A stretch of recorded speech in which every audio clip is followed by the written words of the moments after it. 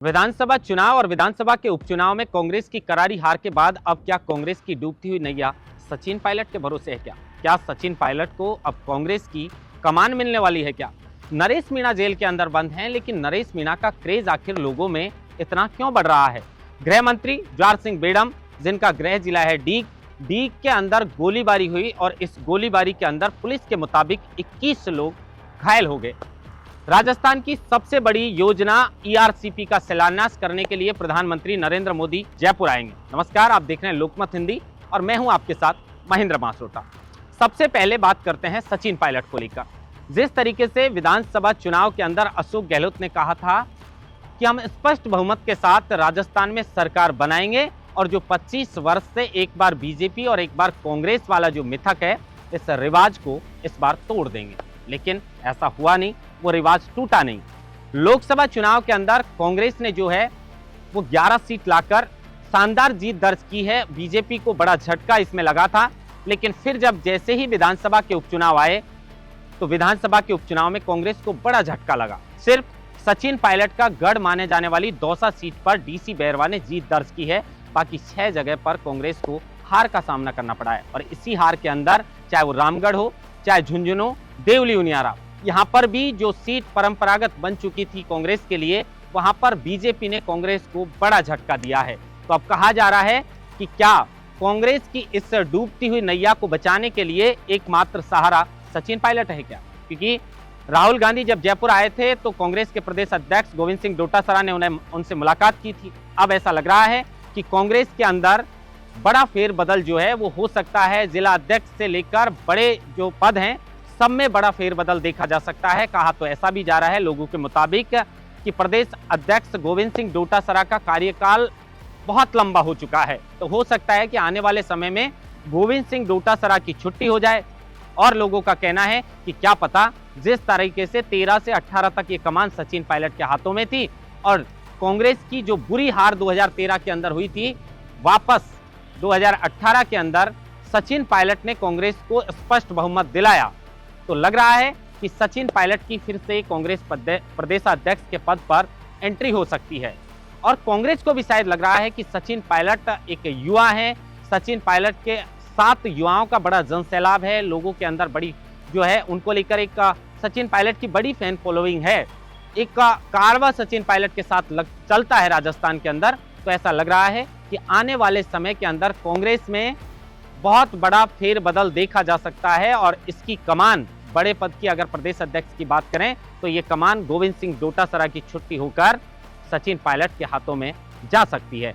और चूंकि 1 साल भजनलाल सरकार के कार्यकाल को पूरा हो गया, 4 साल बचे हैं, ऐसे में इन 4 सालों के अंदर कांग्रेस के ऊपर भी बड़ी जिम्मेदारी रहेगी कि विपक्ष में रहकर किस तरीके से सत्ता पक्ष को जो है झुकाने का काम किया जाए, उन मुद्दों को उठाने का काम किया जाए जिनको विपक्ष की एक भूमिका होती है। तो ये कमान अगर सचिन पायलट के हाथों में आती है तो शायद कांग्रेस और भी बेहतर कर सकती है। और 2028 का जो सपना कांग्रेस देखकर बैठी है, लोगों की तो ऐसी भी लोग चर्चा करते हैं कि 2028 में तो सचिन पायलट को राजस्थान कांग्रेस की कमान नहीं, बल्कि राजस्थान में अगर सरकार आती है तो सचिन पायलट को मुख्यमंत्री भी बनाया जा सकता है। लेकिन फिलहाल उसके लिए 4 वर्ष का समय बच रहा है। अब बीजेपी को किस तरीके से विपक्ष जो है बीजेपी पर हमलावर रहेगा, कैसे राजस्थान के मुद्दों को उठाएगा, क्योंकि 1 साल का समय बीत चुका है, विपक्ष की भूमिका कहीं भी इतनी मजबूती के साथ दिखाई नहीं दे रही है। तो अब चर्चा है कि जल्द ही कांग्रेस में बड़ा फेरबदल हो सकता है। अब चर्चा करेंगे नरेश मीणा को लेकर।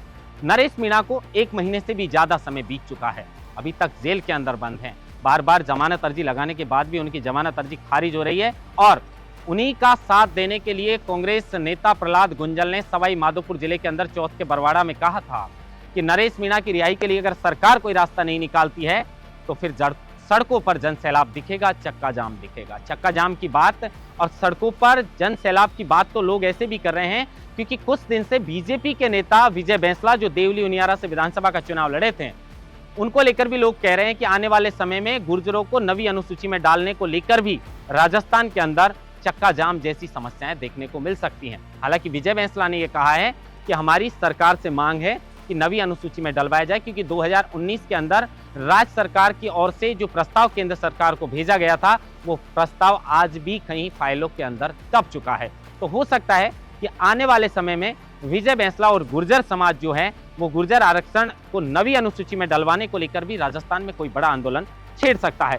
प्रहलाद गुंजर फिलहाल खामोश हैं। प्रहलाद गुंजर कह रहे हैं कि अगर मेरी बात नरेश मीणा मानते तो शायद नरेश को जेल नहीं जाना पड़ता, लेकिन नरेश जल्दबाजी कर गए। अब नरेश मीणा के क्रेज की बात हम इसलिए कर रहे हैं क्योंकि नरेश मीणा की जो तस्वीर आप स्क्रीन पर देख रहे हैं, लोगों के अंदर इतना क्रेज बढ़ रहा है जेल में होने के बावजूद भी कि जो शादियों के कार्ड हैं, राजस्थान के अंदर नेताओं की फोटो शादियों के कार्ड पर छपती हुई आपको आमतौर पर नजर आएंगी, लेकिन पहली बार ऐसा देखने को मिल रहा है कि भारी संख्या में जो शादी के कार्ड हैं उनमें लोग नरेश मीणा की फोटो लगवा रहे हैं। अब इन फोटो को देखकर ऐसे लग रहा है कि नरेश मीणा का लोगों में क्रेज बढ़ रहा है। भले ही वो जेल के अंदर बंद हैं, लेकिन लोगों में नरेश मीणा को लेकर क्रेज बढ़ रहा है। अब उनकी जमानत अर्जी फिर से लगाई जाएगी। कब नरेश मीणा की रिहाई होगी इसको लेकर भी हम अपडेट आपको देते रहेंगे, लेकिन नरेश मीणा की शादी के कार्ड में फोटो देखकर उनके बढ़ते हुए क्रेज का अंदाजा साफ तौर पर लगाया जा सकता है। अब चर्चा करेंगे गृह राज्य मंत्री और भजनलाल शर्मा के करीबी कह सकते हैं या खास नेता ज्वार सिंह बेडम के गृह जिले डीग की। डीग के अंदर एक दारू पार्टी होती है, एक शराब पार्टी होती है, और इसी शराब पार्टी के अंदर दो गुटों में आपस में झगड़ा हो जाता है। अब इस झगड़े को शांत करने के लिए फिर दो गुटों की पंचायत बुलाई जाती है, और जब ये पंचायत चल रही थी तो दोनों गुट आपस में इतने भड़क गए, इतनी तनातनी होगी कि आपस में फायरिंग शुरू हो गई, और इसी फायरिंग के अंदर 21 लोग घायल हो गए। अब खो के थाना प्रभारी जो विशंबर हैं उनके मुताबिक ये घटना जो है इसमें 17 लोगों के शरीर में छर्रे निकले हैं, मतलब 17 लोगों के गोलीबारी से वो घायल हुए हैं, बंदूक से घायल हुए हैं, लेकिन बाकी जो 5 लोग घायल होने की सूचना मिल रही है वो लाठी या पत्थर जैसे कोई फेंकने की वजह से या लाठी चलाई गई उससे घायल हुए हैं। कुल मिलाकर इस घटना के अंदर 21 लोग घायल हो गए हैं। अब बड़ा सवाल ये उठता है कि गृह राज्य मंत्री हैं ज्वार सिंह बेडम।